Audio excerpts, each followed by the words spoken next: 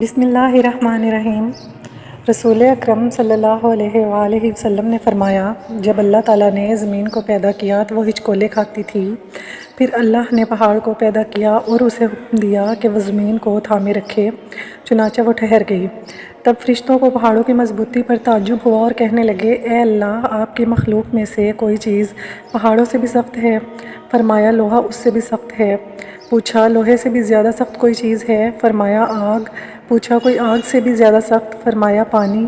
پوچھا، پانی سے بھی زیادہ سخت کوئی چیز؟ فرمایا، ہوا پانی سے بھی زیادہ سخت ہے۔ پوچھا، ہوا سے بھی زیادہ سخت کوئی چیز ہے؟ اللہ نے فرمایا، وہ آدمی جو اس طرح صدقہ دے کہ دائیں ہاتھ سے دے تو بائیں ہاتھ تک کو خبر نہ ہو۔